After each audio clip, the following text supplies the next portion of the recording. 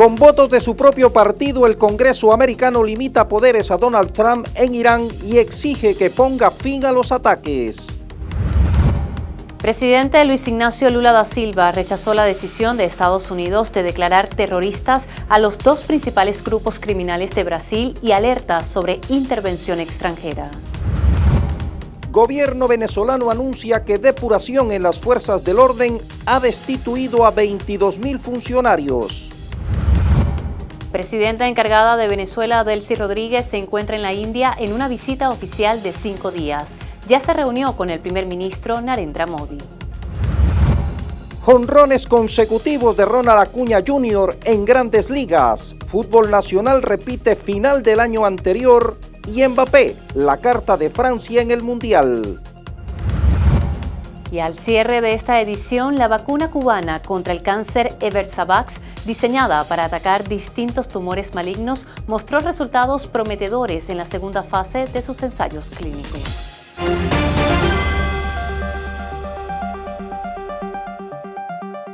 Mientras el Congreso americano aprueba limitar los poderes de Trump, aquí en Venezuela, su presidenta encargada, Delcy Rodríguez, cumple agenda oficial en la India. Bienvenidos a las noticias, Melanie. Estos temas y otros serán ampliados en la siguiente edición. Comenzamos. En una votación inédita por el apoyo de sus propios partidarios, la Cámara de Representantes votó para limitar los poderes de guerra de Trump en Irán. La resolución votada el 3 de junio por 215 a 208 incluye la solicitud para que Estados Unidos retire sus tropas de la zona y ponga fin a los ataques. 4 republicanos partidarios de Trump rompieron filas para apoyar a los demócratas. La medida es el último desafío del Congreso de mayoría republicana a la agenda Trump. Antes, los senadores habían votado contra un fondo de $1.800 millones que, según algunas fuentes, Trump pensaba repartir entre quienes atacaron el Congreso. Ese mismo día, los senadores republicanos también eliminaron el financiamiento para la seguridad del salón de baile que Trump construye en la Casa Blanca por violar normas presupuestarias. Cabe precisar que al tratarse de una resolución concurrente, esta debe ser aprobada por ambas cámaras y no requiere la firma presidencial, y aunque no tiene fuerza de ley, evidencia un deterioro del poder del mandatario republicano.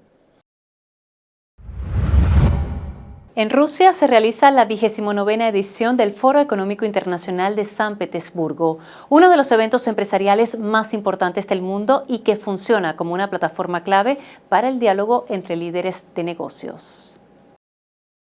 El evento comenzó el 3 de junio y se extenderá por 4 días, reuniendo a unos 20.000 participantes de más de 130 países.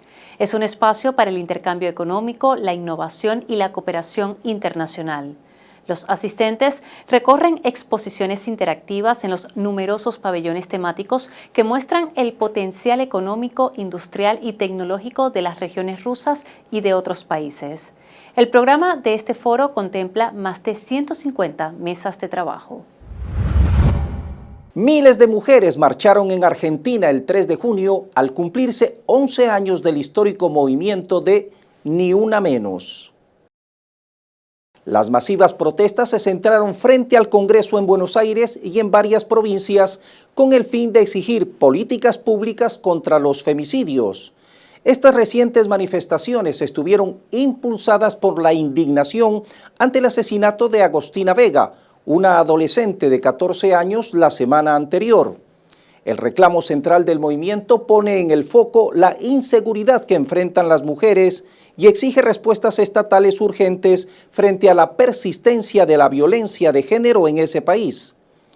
La manifestación, que se celebra anualmente desde el 2015, tuvo réplicas en decenas de ciudades argentinas. Entre 2017 y 2025 se registraron 2.158 femicidios en Argentina, lo que equivale a uno cada 36 horas, según la Oficina de la Mujer de la Corte Suprema de Justicia de la Nación. Luego de que Estados Unidos clasificara a los dos principales grupos criminales de Brasil como organizaciones terroristas, el presidente Luis Ignacio Lula da Silva rechazó la medida y advirtió que no permitirá una manipulación política que abra la puerta a una intervención extranjera. Se trata del primer comando de la capital, el PCC, y del Comando Vermelho, organizaciones que operan principalmente en Sao Paulo y Río de Janeiro. Hoy estoy muy triste ante la noticia de que el secretario de los Estados Unidos de América del Norte, un tal Marco Rubio, dijo que Estados Unidos dice que nuestros delincuentes aquí son terroristas y que los estadounidenses pueden intervenir. ¿Por qué estoy triste? Primero, porque ese tal Comando Vermelho, ese tal PCC, son terroristas para las comunidades brasileñas, para la sociedad brasileña, para la gente de las periferias de este país, son terroristas, porque molestan a las familias, molestan al barrio, molestan a la ciudad, roban todo lo que le corresponde al pueblo, el derecho del pueblo a vivir libremente, entonces son terroristas, y los vamos a combatir aquí adentro. Hemos aprobado una ley contra las pandillas, y hemos aprobado una ley para combatir el crimen organizado, y vamos a combatirlo. Ellos no son los terroristas que Trump quiere. Trump quiere un Osama Bin Laden, que es un ser de cuentas, y nosotros queremos a los terroristas brasileños que están allá. ¿Quieren combatir el crimen organizado? Entréguenme a los nuestros que están allá en los Estados Unidos. No aceptamos ser tratados como niños. No aceptamos ser tratados como si fuéramos una republiquita. El anuncio de Washington se produjo el 28 de mayo tras la visita del senador y precandidato presidencial Flavio Bolsonaro, quien celebró la iniciativa de Donald Trump. La ONU alertó de un regreso inminente del Niño, uno de los principales patrones naturales capaces de reconfigurar el tiempo a escala mundial, y solicitó una acción climática urgente. El secretario general Antonio Guterres alertó el 2 de junio que el fenómeno meteorológico echará gasolina al fuego a un planeta que ya se está calentando y agravará fenómenos extremos con efectos cada vez más amplios y devastadores. La Organización Meteorológica Mundial prevé que el fenómeno alcance el 80% antes de septiembre y aumente al 90% hasta noviembre. Según la organización, la mayoría de los modelos climáticos indican que el episodio previsto será al menos de intensidad moderada, con la posibilidad de que sea fuerte, y algunos científicos ya han advertido que podría convertirse en el más intenso de este siglo.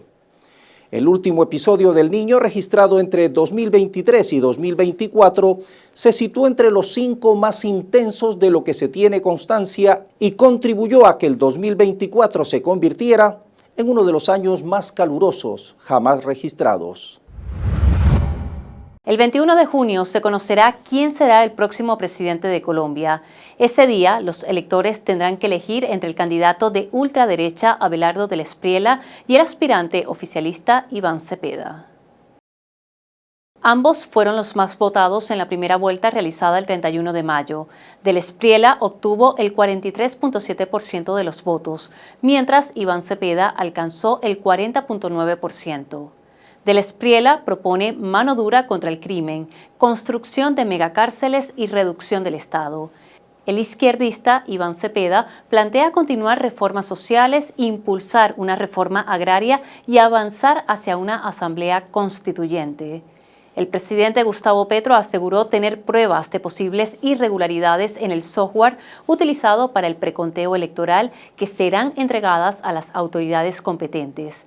Él afirma que días antes de las elecciones se habrían modificado el censo electoral, los puestos de votación y el número de mesas, y que se detectaron miles de mesas con una cantidad de votos que considera inusuales. El mandatario pidió investigar estos hechos para determinar si afectaron los resultados electorales. Quien gane la segunda vuelta presidencial asumirá el poder el 7 de agosto. La Organización Internacional del Trabajo advirtió que el impacto de la inteligencia artificial en la economía de los trabajadores dependerá de las políticas que adopten los gobiernos y llamó a fortalecer la protección laboral ante la transformación tecnológica. Las ganancias de productividad generadas por la inteligencia artificial deben beneficiar de manera justa al sector laboral, mediante mejores salarios, estabilidad y un crecimiento económico mucho más inclusivo. Así lo afirmó el director general de la Organización Internacional del Trabajo, OIT, Gilbert Humboldt. Durante la 114 Conferencia Internacional del Trabajo que inició el 1 de junio en Ginebra, Humboldt señaló que la inteligencia artificial está modificando la forma en que se crea valor económico y cómo se toman decisiones dentro de las empresas y organizaciones. Esto plantea, dijo, nuevos desafíos para el mundo laboral. Este evento anual, que convoca a más de 4.000 delegados de gobiernos, sindicatos y empleadores de 187 países, se desarrolla hasta el 12 de junio. Irak anunció el descubrimiento de un gigantesco yacimiento con más de 8.800 millones de barriles de petróleo cerca de la frontera con Arabia Saudí. El bloque de Quirnain está situado en la provincia de Nayaf, a unos 180 kilómetros de Bagdad. Se trata de una de las zonas más prometedoras para la prospección petrolífera, con una superficie de 8.773 kilómetros cuadrados. Irak cuenta con las quintas mayores reservas probadas de petróleo del mundo, con 145.000 millones de barriles, equivalentes al 17% de las reservas de Oriente Medio y cerca del 8% de las reservas mundiales. Según los datos anunciados por el Ministerio de Petróleo, las operaciones de perforación en el pozo de exploración Shams 11 revelaron importantes reservas de crudo ligero. México aprobó una reforma a la Constitución que permite anular elecciones cuando se compruebe intervención extranjera en los comicios. El 29 de mayo, el Senado avaló con 85 votos a favor y 42 en contra incorporar una nueva causal de nulidad electoral por injerencia extranjera. El texto legislativo responde a nuevas formas de intervención que operan mediante campañas coordinadas de desinformación, ciberataques, manipulación digital, financiamiento externo u otro tipo de apoyo a candidatos, además de acciones que puedan alterar la voluntad ciudadana. El 1 de junio, el Congreso declaró reformada la Constitución tras recibir un amplio respaldo de las legislaturas estatales. ¿Cómo demuestras que en efecto hubo intervención extranjera en una elección? Y eso tiene que venir en la ley de manera muy clara. Y entiendo que se aprueba en la Constitución y viene una discusión para poder determinar cuáles son las características que pudieran definir que en efecto, para que no sea algo subjetivo, sino que realmente se demuestre que hubo intervención extranjera. Entonces, ¿sí ve un riesgo real? Sí, sí puede haber un riesgo de una intervención extranjera en las elecciones en México, sí. La Copa Mundial de la FIFA comenzará en pocos días, pero la doctora Rebeca Kass lleva años preocupándose por las amenazas para la salud pública que ésta plantea. Con cualquier evento de reunión masiva hay ciertas condiciones de enfermedad que preocupan, dijo Katz, quien dirige el Centro de Ciencia y Seguridad de la Salud Global de la Universidad de Georgetown. Las enfermedades respiratorias son una preocupación particular durante los eventos multitudinarios y el sarampión ha ascendido rápidamente a la cima de esa lista debido a que los 3 países anfitriones de la Copa del Mundo, Estados Unidos, México y Canadá, enfrentan un reciente aumento de casos. A partir del 1 de junio, CAS puso en marcha el Centro de Operaciones de Seguridad Sanitaria, un centro para monitorear posibles amenazas de enfermedades infecciosas. Dicho organismo emitirá informes diarios de situación a cientos de organizaciones e individuos, incluidos sectores de emergencia hospitalaria, funcionarios de salud estatal y local, así como agencias federales y organizaciones del torneo. La presión de Estados Unidos contra Cuba está acelerando la salida de empresas extranjeras de la isla. Visa y Mastercard dejarán de operar allí y la cadena española Meliá puso fin a la administración de 15 hoteles en territorio cubano. El 3 de junio, el grupo hotelero Meliá, el más grande de España y el tercero de Europa, anunció que dejará de operar los 15 hoteles que mantenía en la isla, convirtiéndose en la tercera cadena que decide marcharse de suelo cubano. Por su parte, el Banco Central de Cuba informó que las operaciones con tarjetas Visa y Mastercard quedarán suspendidas a partir del 6 de junio. La entidad financiera explicó que el banco extranjero, operador de esas redes de pago, cesó su relación debido a las medidas coercitivas de Washington. Aún así, se mantendrán las transacciones con otras tarjetas extranjeras. Todo esto ocurre después de que el gobierno de Estados Unidos emitiera el 1 de mayo un decreto que contempla la imposición de sanciones secundarias a los países y entidades que tengan intención de realizar actividades comerciales con Cuba. Los lentes inteligentes de Meta, cada vez más populares, preocupan porque su uso está siendo denunciado como una invasión a la privacidad de las personas. Fabricados en colaboración con Essilor-Luxottica y dotados del aspecto clásico de Ray-Ban, estos lentes incorporan una cámara casi invisible en la montura, pequeños altavoces en las patillas y unos cristales capaces de mostrar cierta información al usuario. Meta comercializa sus lentes bajo el lema "Diseñados para la privacidad, controlados por ti". Le sugiere a los usuarios de los lentes que no graben a las personas que manifiesten no querer ser grabadas y que los apaguen por completo en espacios sensibles, algo que está siendo ignorado. Además, según se ha informado, Meta planea incorporar tecnología de reconocimiento facial en una versión actualizada de sus lentes.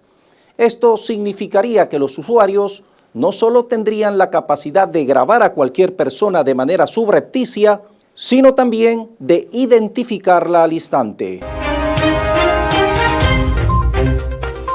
Autoridades de México y Estados Unidos descubrieron un sofisticado túnel transfronterizo del narcotráfico que conectaba Tijuana, México con San Diego, California. La infraestructura vinculada al cartel Jalisco Nueva Generación permitía el traslado masivo de drogas y armamento. El hallazgo derivó en la incautación de más de 1 tonelada de cocaína con un valor estimado de $45 millones. Este domingo, 7 de junio, millones de peruanos están convocados a la segunda vuelta presidencial para elegir quién gobernará la nación durante el periodo 2026-2031. Los electores tendrán que decidir entre la candidata de derecha Keiko Fujimori del Partido Fuerza Popular y el izquierdista Roberto Sánchez de Juntos por el Perú. Mientras Bolivia cumple un mes de bloqueos en las carreteras, profundizando la crisis política y social, el sector empresarial advirtió el 2 de junio que la economía nacional se aproxima a un punto crítico que podría desembocar en una catástrofe económica. El sector afirmó que miles de empresas, especialmente pequeñas y medianas, enfrentan serias dificultades para mantenerse operativas y corren el riesgo de desaparecer si persiste la prolongación de los bloqueos que están generando daños que trascienden la coyuntura inmediata y podría extenderse durante meses e incluso años.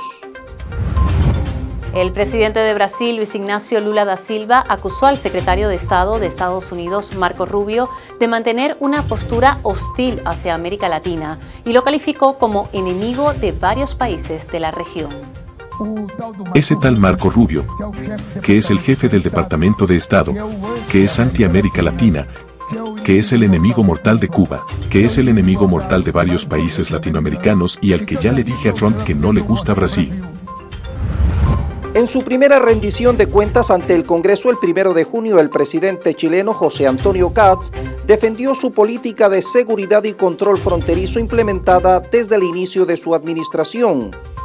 Como principal novedad, el mandatario anunció la puesta en marcha del denominado Plan Retorno, una estrategia diseñada para acelerar la salida de extranjeros en situación irregular, acotando que todos quienes ingresaron de forma ilegal al país deberán salir antes de poder regularizar su situación.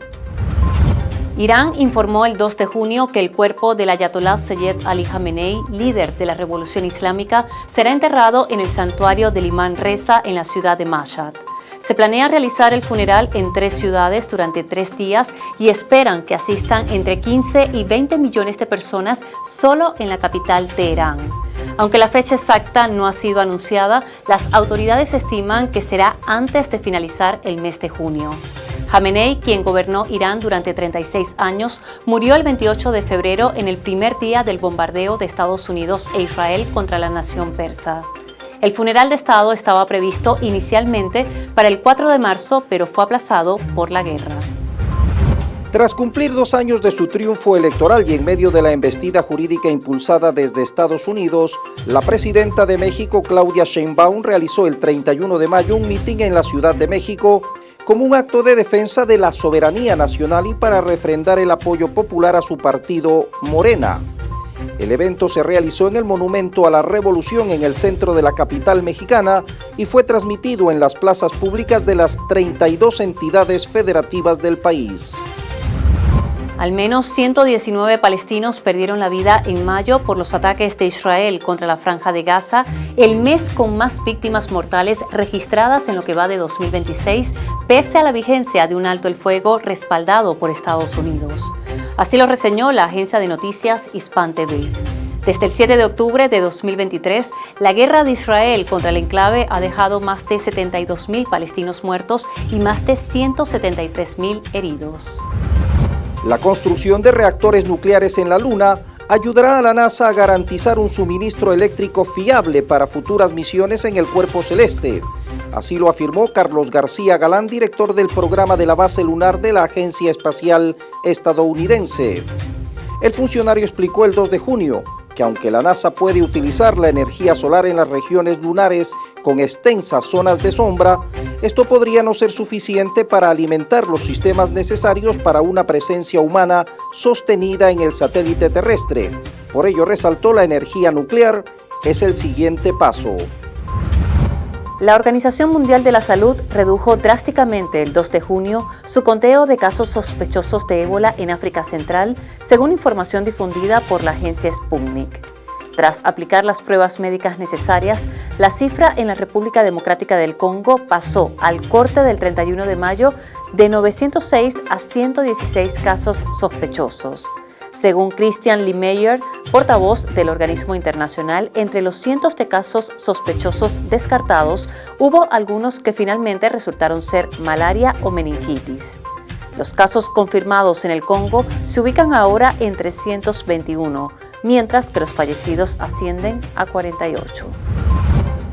Leo Express, operador privado internacional de trenes y autobuses con sede en Praga, pondrá en marcha el 25 de junio una conexión ferroviaria intereuropea que cubrirá más de 1.300 kilómetros y será uno de los servicios directos en tren más largos de Europa.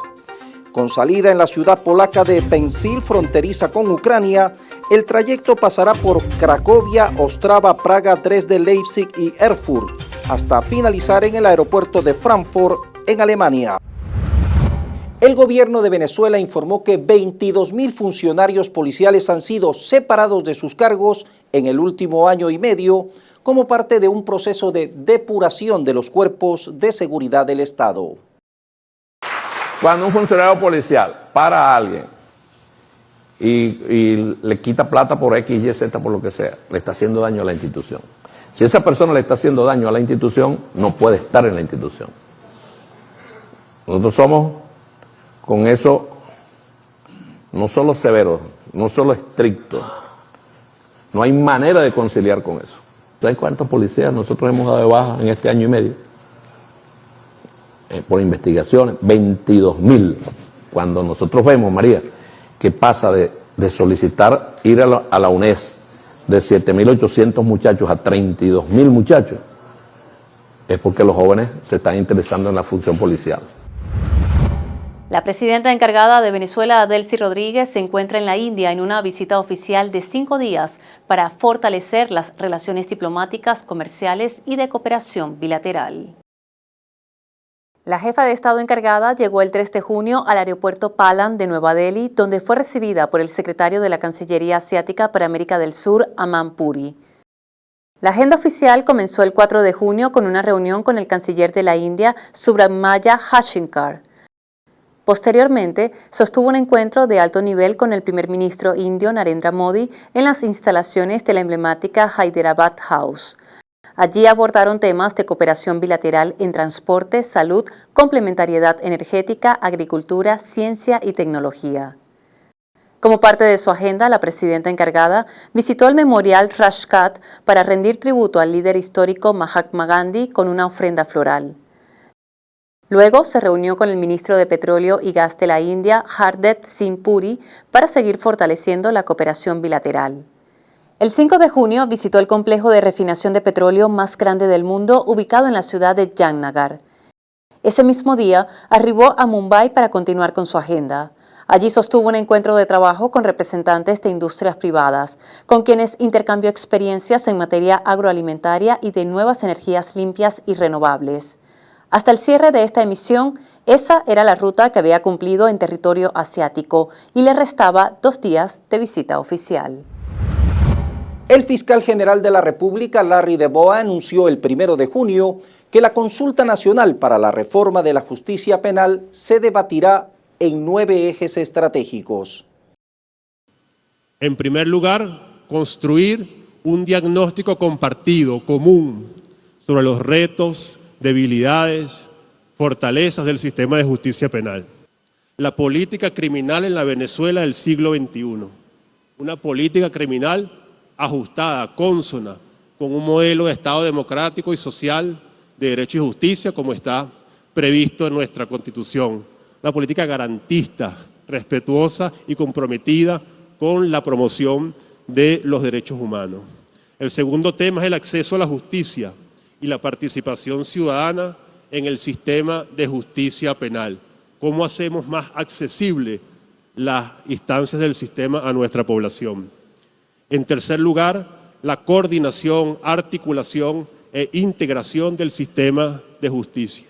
¿Cómo fortalecemos esa articulación que plantea nuestra Constitución sobre los diversos actores que participan en este proceso, como son los actores del sistema de justicia? El cuarto punto es la ética, la autonomía y la independencia, que es uno de los mandatos que plantea nuestra Constitución sobre el desarrollo y el funcionamiento del sistema de justicia. En quinto lugar, las garantías del debido proceso y la celeridad procesal, un tema que nuestro pueblo permanentemente reclama, y usted lo resaltaba en su intervención en el Tribunal Supremo, es el del retardo procesal.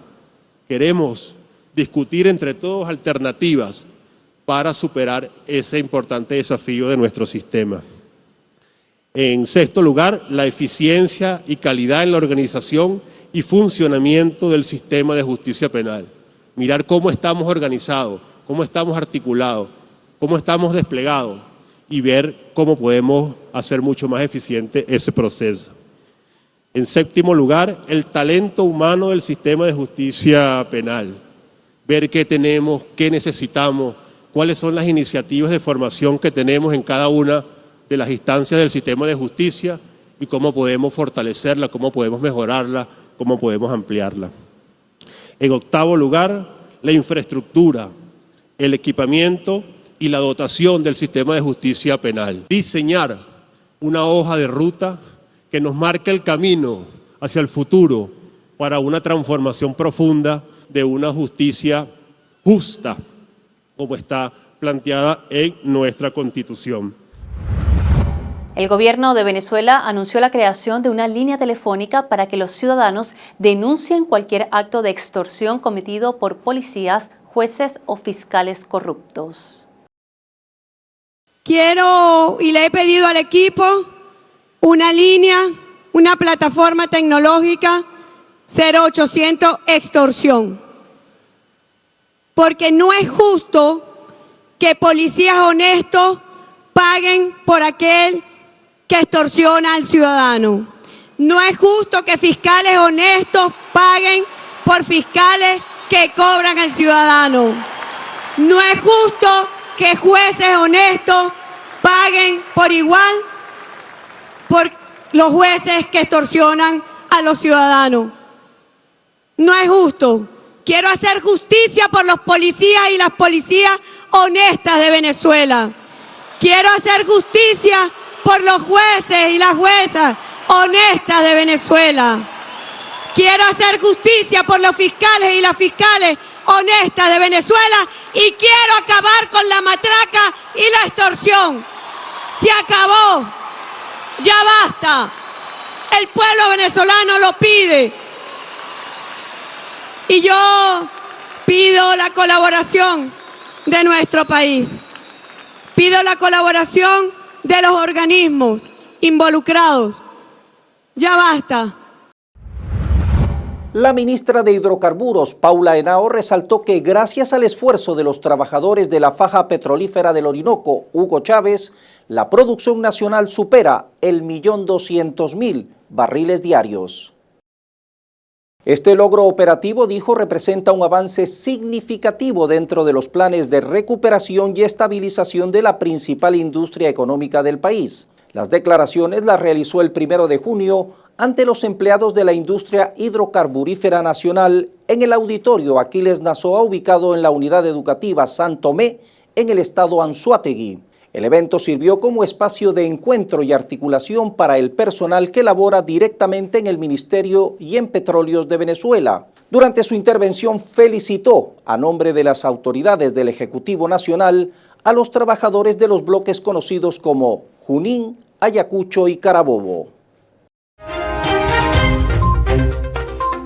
Como una estrategia mediática sin sustancia política real, calificó el secretario general del Partido Socialista Unido de Venezuela, Diosdado Cabello, el regreso de algunas figuras opositoras. Llegando un gentío raro, ¿ah? Un gentío raro, perseguidos políticos, según ellos. Se fueron de Venezuela 10 años perseguidos y llegaron por el aeropuerto como que no pasaba nada. ¿Y quién te estaba persiguiendo? ¿Por qué se fueron huyendo? Dejaron a su gente aquí y ahora vienen y no, yo estaba siendo perseguido. ¿Por quién? Porque el miedo es libre, ¿verdad? Pero dejaron a su gente aquí. El Coliseo, que funcionaba como sede de la Policía Municipal de Sucre en el estado Miranda, será transformado en un centro para la cultura y el deporte. Este Coliseo era sede de la Policía del municipio Sucre, fue también recinto de privación de libertad para personas y a partir del día de hoy se lo entrego completamente a la comunidad petareña, lo entrego para la cultura, para el deporte, para que las comunidades se vean la cara acá y doy la orden a la misión Venezuela Bella para que ponga este coliseo hermoso y lo entregue completamente adaptado. El presidente de Bolivariana de Puertos Bolipuertos, Germán López Lares, informó el 2 de junio que actualmente se adelanta la ejecución de obras civiles a corto y largo plazo diseñadas para modernizar la infraestructura portuaria del país y elevar la capacidad operativa de los principales terminales marítimos. Informó que se ejecutan proyectos de expansión en La Guaira y Puerto Cabello para elevar su capacidad operativa. La Asamblea Nacional aprobó el 2 de junio en primera discusión la reforma parcial de la Ley Orgánica del Sistema y Servicio Eléctrico. Según la página del Parlamento, la propuesta busca reforzar la protección del sistema eléctrico, mejorar el mantenimiento de la infraestructura y optimizar el servicio para la población. Además, abre la puerta a que empresas privadas operen bajo concesiones, quedando obligadas por ley a compensar económicamente a los usuarios por daños causados debido a apagones o fallas en la calidad del servicio. El equipo económico de Venezuela sostuvo el 30 de mayo un encuentro institucional de alto nivel con la directora del Fondo Monetario Internacional, Cristalina Georgieva, y los representantes de su equipo técnico para el hemisferio occidental. La reunión tuvo como propósito definir una agenda común, además de evaluar diversos mecanismos de asistencia técnica y coordinar estrategias financieras destinadas a la recuperación de los fondos pertenecientes a la República con miras de apalancar el desarrollo económico del país. En La Guaira se está construyendo un complejo universitario que albergará a más de 20 instituciones de educación superior de la entidad. La obra, con un tiempo de ejecución estimado entre 10 y 12 meses, se levanta en el sector Pariata de la parroquia Carlos Sublet. Tendrá 7 pisos, 46 aulas de clases y 6 laboratorios, con capacidad para recibir a más de 1.900 estudiantes por turno. La Fuerza Armada Nacional Bolivariana, FAN, y el sector agropecuario se reunieron el 30 de mayo con el fin de diseñar el plan de abastecimiento nacional que busca optimizar canales de distribución y atención oportuna del personal militar en territorio. En la jornada participaron representantes de las empresas Cría Búfalos, Convecar, Ucobe Azocabra, Puro Lomo, RR Ovino y Proyecto Ubre, entre otros. Ronald Acuña Jr. batió jonrones consecutivos en las grandes ligas.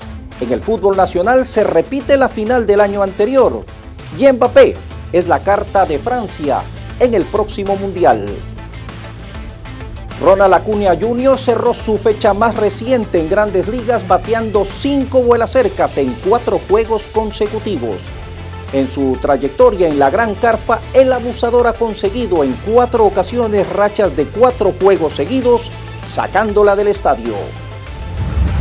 Academia Puerto Cabello y Carabobo Fútbol Club definen la gran final del torneo Apertura 2026. Ambos equipos repiten el cierre de torneo del año pasado y aseguran boleto para los torneos internacionales del 2027. La final se disputará a partido único este 7 de junio a las 18 horas en el Polideportivo Misael Delgado en Valencia. Francia, uno de los equipos favoritos del Mundial de Fútbol que inicia este 11 de junio, presenta como su mejor carta a Kylian Mbappé, cuyos números en anotaciones son simplemente notables. En eliminatorias registra 11 goles en 16 compromisos, mientras que en la fase final lleva 12 anotaciones en 14 partidos. Los Blues perdieron la final del Mundial anterior con Argentina, pese a las 3 anotaciones de su máximo artillero. La vacuna cubana contra el cáncer Eversavax, diseñada para tratar distintos tumores malignos, ha mostrado resultados prometedores durante la segunda fase de los ensayos clínicos. Se trata de un fármaco de la biotecnología cubana único de su tipo en el mundo, que abre una vía esperanzadora para frenar el crecimiento y la diseminación de los tumores sólidos. Estamos en presencia de un candidato que desde el punto de vista de funcionamiento tiene múltiples funciones. Por una parte, hace anticuerpos específicos, esos anticuerpos intervienen en ese proceso de los vasos sanguíneos, cortando el flujo sanguíneo al tumor, pero también restaurando las capacidades del individuo con la respuesta inmune de atacar el cáncer, pero también un efecto directo sobre el tumor. Y la otra ventaja es que es fácil de administrar, es una vacuna que incluso no solamente requiere una hospitalización para poder, como por ejemplo, a diferencia de una quimioterapia que hay que ingresar a los pacientes o requiere una institución hospitalaria, en el futuro pudiera ser hasta administrado hasta en una atención primaria el producto, o sea que tiene muchas potencialidades en el futuro. Este producto ha permitido que los pacientes tengan una mejor calidad de vida, una respuesta sin efectos adversos. Este candidato vacunal, que ha sido probado en pacientes con cáncer colorectal, de ovarios, renal y hepatocarcinomas en avanzado estado de la enfermedad, próximamente iniciará los ensayos clínicos fase 3. Cada 5 de junio celebramos el Día Mundial del Medio Ambiente. La finalidad es sensibilizar a la población mundial acerca de la importancia de cuidar nuestros ecosistemas y fomentar el respeto al medio ambiente. En 2026 se lo hace bajo el lema Un llamamiento mundial a la acción climática. El aumento de 1,5 grados en la temperatura global, Melanie y amigos, se mencionó como la frontera para el no retorno y hoy estamos cruzando ese límite. Así despedimos esta dinámica global. Nos vemos en una próxima edición.